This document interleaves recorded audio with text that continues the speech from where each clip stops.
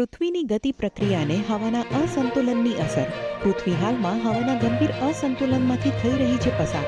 તેના મૂળમાં QBO એટલે કે ક્વાસી બાયનિયલ ઓસિલેશન નામની પર્યાવરણીય પ્રક્રિયાનું તૂટેલું સંતુલન જવાબદાર. સ્ટ્રેટોસ્ફિયરના 20-30 કિલોમીટર ઊંચાઈએ વહેતા પવનોની દિશા જે સામાન્ય રીતે 28-30 મહિનામાં બદલાય છે તે નવેમ્બરમાં જ અચાનક બદલાઈ.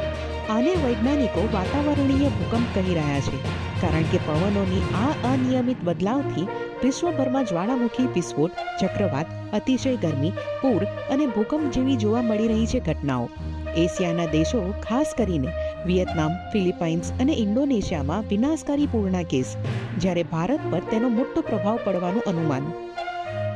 આગામી મહિનાઓમાં દક્ષિણ ભારતનું ઉત્તર પૂર્વીય ચોમાસું 20-30% વધારે વરસાદથી ત્રસ્ત થઈ શકે.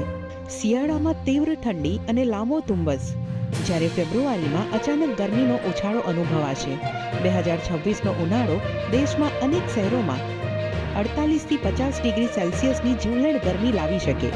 ચોમાસામાં વિલંબ, પછી અતિશય વરસાદ અને બીજા વિસ્તારોમાં દુષ્કાળ બંને પરિસ્થિતિઓ સાથે થશે. હવાની ઉથલપાથલ કૃષિ, આરોગ્ય અને અર્થવ્યવસ્થાને ભારે અસર કરશે. નિષ્ણાંતો આને વૈશ્વિક કમ્પાઉન્ડ એક્સ્ટ્રીમ્સ કહી રહ્યા છે, જ્યાં એક સાથે અનેક કુદરતી આપદાઓ સર્જાય અને સમગ્ર પૃથ્વીને અસર કરે.